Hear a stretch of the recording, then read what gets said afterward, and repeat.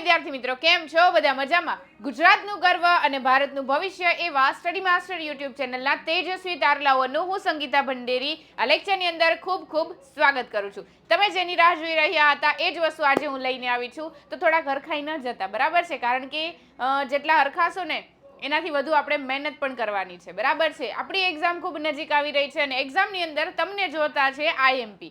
તો ધોરણ 11 વિષય બાયોલોજી અને એમાં પણ 2 માર્ક્સના આઈએમપી હું તમારા સમક્ષ લઈને આવી છું. તો જલ્દીથી આપણી ચેનલ તમારા ફ્રેન્ડ મિત્ર સાથે શેર કરી દેજો અને સાથે વિડીયોને લાઈક કરવાનું ભૂલશો નહીં. હવે 2 માર્ક્સના આઈએમપી આપણે ખ્યાલ છે ટોટલ 80 માર્ક્સનું આપણું પેપર છે, બરાબર છે? ફાઇનલ એક્ઝામની વાત કરીએ તો. અને આ 80 માર્ક્સમાં આપણા ટોટલ 19 ચેપ્ટર છે. તો આ 19 ચેપ્ટર પૂછાવાના તો છે, પરંતુ કઈ રીતે પૂછાશે? હવે 2 માર્ક્સના આઈએમપી તમને આપતા પહેલા હું તમને અહીંયા એ વસ્તુ કહેવા માંગુ છું કે બધા ચેપ્ટર આઈએમપી નથી આપણા માટે. બધા ચેપ્ટરમાંથી 4 માર્ક્સના સવાલ પૂછાતા નથી, બરાબર છે? તો પહેલા તો તમને બ્લુ પ્રિન્ટ ખ્યાલ હોવી જોઈએ. તો સૌથી પહેલા આપણે એ જોઈએ. હવે આપણી પાસે ટોટલ 19 ચેપ્ટર છે અને 19 ચેપ્ટરમાંથી તમને કયા ચેપ્ટરમાંથી કેટલા માર્ક્સ મળે છે એ તમે બ્લુ પ્રિન્ટ વાળો લેક્ચર જોઈને આઈડિયા આવી ગયો હશે.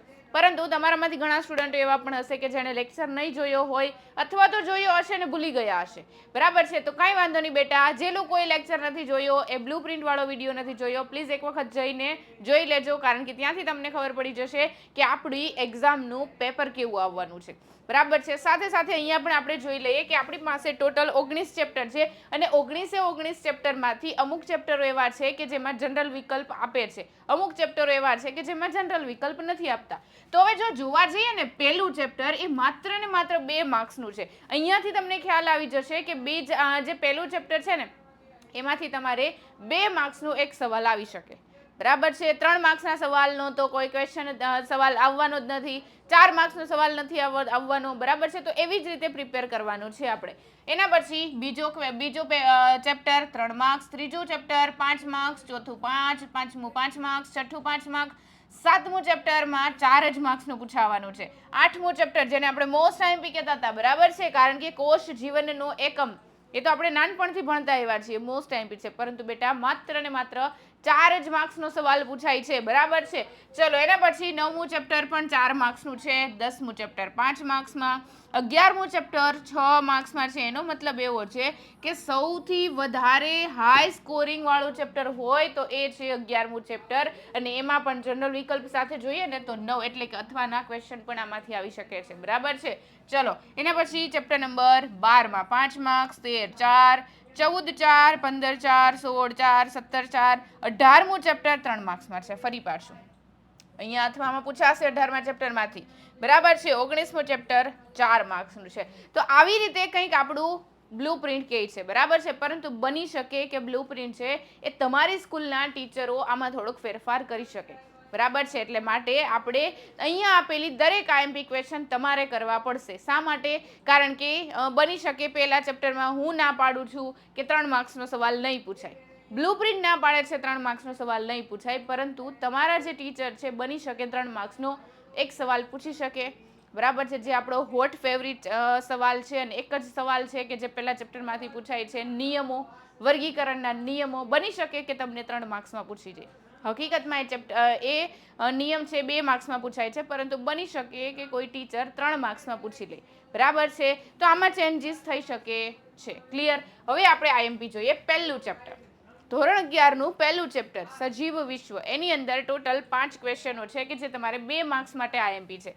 કયા છે તો એ જોઈએ. પહેલું છે ટૂંકનોંધ લખો કુળ, બીજું છે ટૂંકનોંધ લખો પ્રજાતિ, ત્રીજો ક્વેશ્ચન ટૂંકનોંધ લખો ગોત્ર, અને ચોથો ક્વેશ્ચન ટૂંકનોંધ લખો વર્ગ. એટલે કે જે વર્ગીકરણની જે કક્ષાઓ છે એમાંથી જ આ 4 ક્વેશ્ચનો, કુળ, પ્રજાતિ, ગોત્ર અને વર્ગ, જે મોસ્ટ આઈએમપી છે.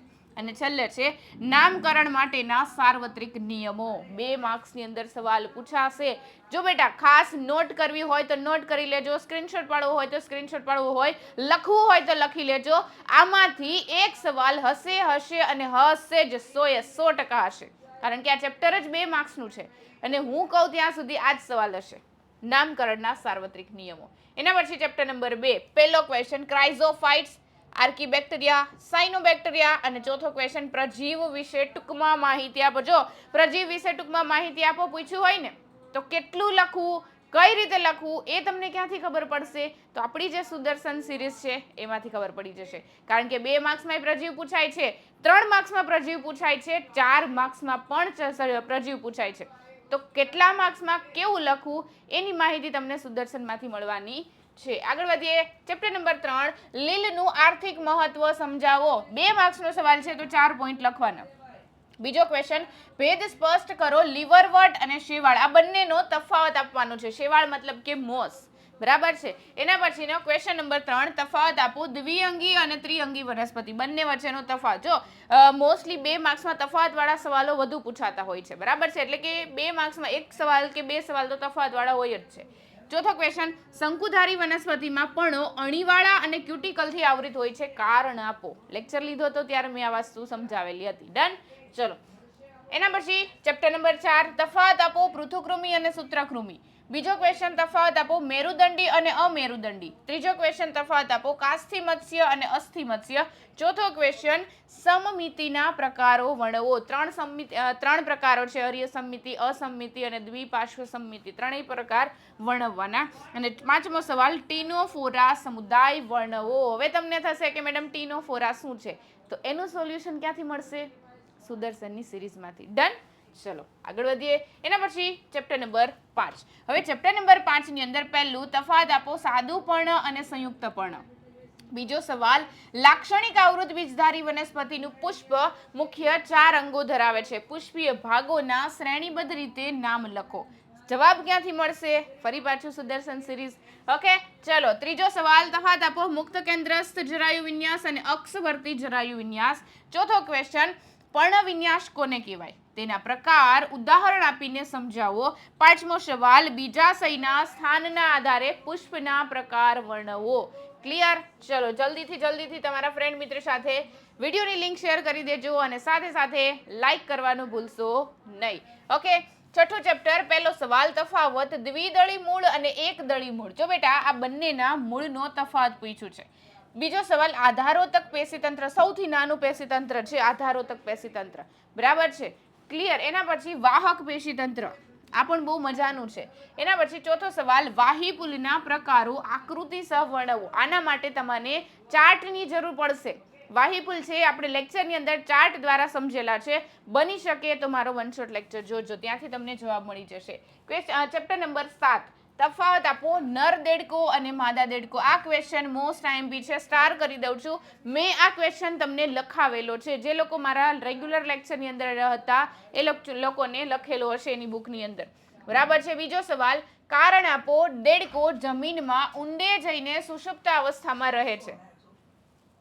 એના પછી ક્વેશ્ચન નંબર 3, દેડકામાં શ્વસન તંત્ર સમજાવો. ચોથો ક્વેશ્ચન, દેડકામાં ચેતાતંત્ર સમજાવો. પાંચમો ક્વેશ્ચન, દેડકો સમજાવો. મનુષ્ય માટે દેડકો લાભદાયી છે. મનુષ્ય માટે દેડકો કેવો છે બેટા? લાભદાયી છે. ડન. ચલો એના પછી ચેપ્ટર નંબર 8, તફાવત આપો. આદિકોષ કેન્દ્રીય કોષ અને સુકોષ કેન્દ્રીય કોષ. બંનેનો તફાવત મેં લેક્ચરની અંદર લખાવેલો છે અને એ સિવાય તમારે સુદર્શન સિરીઝમાંથી તમને આનો જવાબ મળી જવાનો છે. બીજો સવાલ, કોષનું શક્તિઘર સમજાવો. જો બેટા ક્વેશ્ચન તમને ટ્વિસ્ટ કરીને પૂછે તો આવી રીતે પૂછી શકે, કોષનું શક્તિઘર કોણ કહેવાય? કોમેન્ટ બોક્સની અંદર જણાવવાનું છે તમારે. કોષનું શક્તિઘર કોને કહેવાય? કોમેન્ટ બોક્સની અંદર જણાવો. ત્રીજો સવાલ, તફાવત આપો. વનસ્પતિ કોષ અને પ્રાણી કોષ. આનો તફાવત પણ મેં લખાવેલો છે તમને. ચોથો સવાલ, કોષની આત્મઘાતી કોથળી વિશે સમજાવો. આની અંદર કઈ અંગિકા આવશે? જો ભાઈ અહીંયા સ્ટાર કરું છું, શક્તિઘર અને આત્મઘાતી કોથળી કોને કહેવાય? આ બંનેનો જવાબ કોમેન્ટ બોક્સની અંદર તમારે જણાવવાનો રહેશે. રસધાની વિશે માહિતી આપો. પાંચમો સવાલ, મંદ વહન અને સક્રિય વહન સમજાવો. ડન. એના પછી ચેપ્ટર નંબર 9, પહેલો સવાલ, ડીએનએ અને આરએનએ વચ્ચેનો તફાવત. બીજો સવાલ, કારણ આપો. લિપિડનો અણુભાર ઓછો હોવા છતાં તેને જૈવ મહાઅણુની અંદર સમાવેશિત કરવામાં આવે છે. શા માટે? કારણ આપીને સમજાવવાનું છે. ત્રીજો સવાલ, ન્યુક્લિક એસિડ વિશે માહિતી આપો. ચોથો સવાલ, ન્યુક્લિયોસાઇડ અને ન્યુક્લિયોટાઇડ કોને કહેવાય? મેં લખાવેલું છે, છતાં પણ આપણે સુદર્શન સિરીઝની અંદર તમને આનો જવાબ મળી જવાનો છે રિટર્નમાં, બરાબર. પાંચમો સવાલ, બૃહદ અણુ એટલે શું? ઉદાહરણ આપીને સમજાવો. કોને કહેવાય? બૃહદ અણુ. ડન. મેક્રોમોલેક્યુલ્સ. એના પછી ચેપ્ટર નંબર 10, પહેલો સવાલ, સમવિભાજનની પૂર્વાવસ્થા ઉપર ટૂંક નોંધ લખો. સમવિભાજનની પૂર્વાવસ્થા. બીજો સવાલ, સમજાવો કોષ રસ વિભાજન. જ્યારે પણ તમને 2 માર્ક્સમાં કોષ રસ વિભાજન પૂછાય ત્યારે ટૂંકમાં માહિતી આપવાની છે. ઓકે, ચલો. તફાવત આપો, સંભાજન અને અર્ધીકરણ બંને વચ્ચેનો તફાવત આપવાનો છે. ચોથો સવાલ, અર્ધીકરણનું મહત્વ સમજાવો.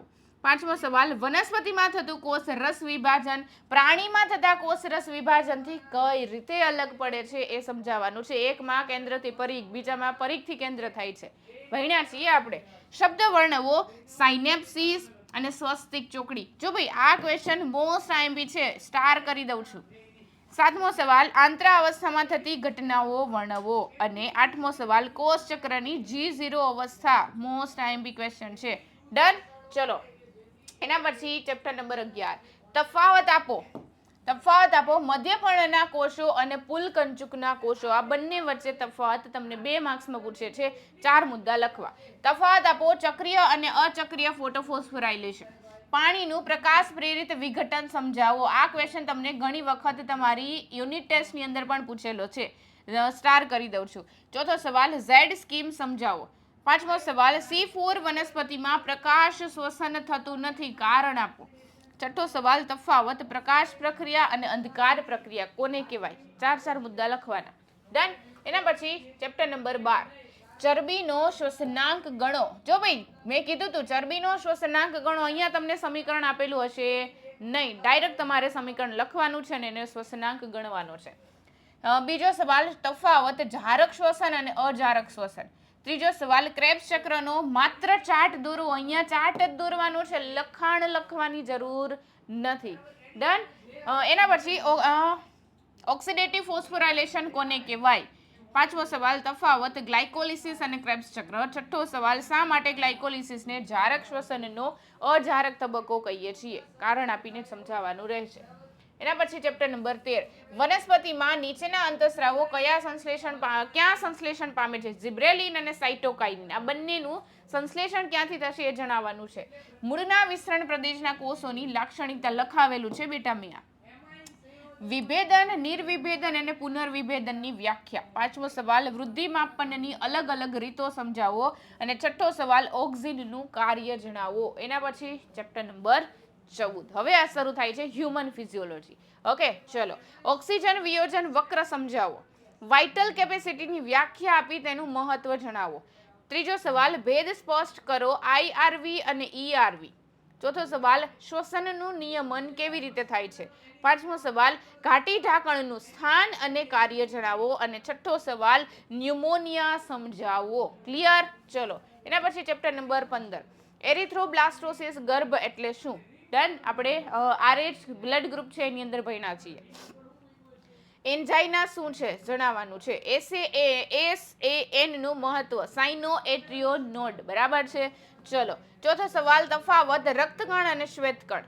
RBC WBC નો તફાવત. આકૃતિ દોરો માનવ હૃદય. 2 માર્ક્સની અંદર તમને હૃદય પૂછી શકે. હૃદય ડ્રો કરતા ક્યાંથી શીખવું મેડમ. આપણી જ ચેનલની અંદર શોર્ટ વિડીયોમાંથી તમને મળી જશે. ઓકે. ચેપ્ટર નંબર 16, ઉત્સર્જન એટલે શું. ઉત્સર્ગ પદાર્થના નામ આપો. જો ભાઈ અહીંયા માત્ર નામ જ આપવાના છે અને વ્યાખ્યા લખવાની છે, કારણ કે સવાલ 2 માર્ક્સનો છે. GFR કોને કહેવાય, ફૂલ ફોર્મ જણાવો અને એનું વ્યાખ્યા જણાવો. ત્રીજો સવાલ, દૂરસ્થ ગુચડામય નલિકાનું કાર્ય વર્ણવો. DCT, distal convoluted tubule.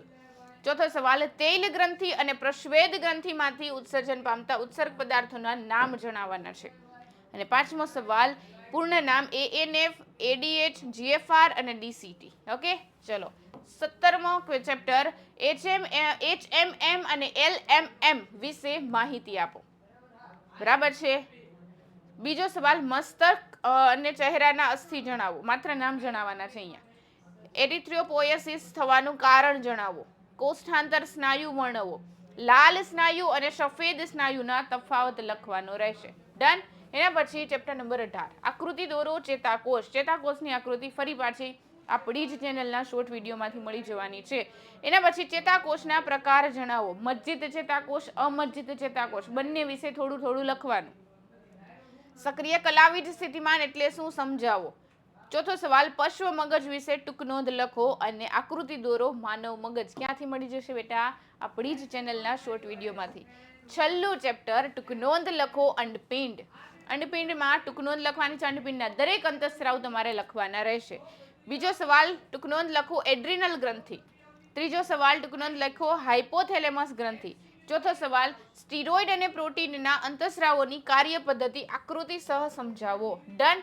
ચલો આટલા સવાલ તમારે બધા જ ચેપ્ટરમાંથી આઈએમપી છે.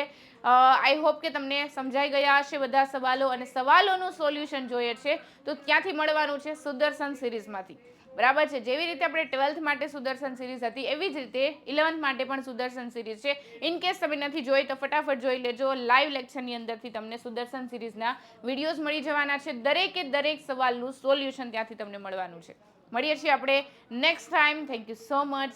Bye bye.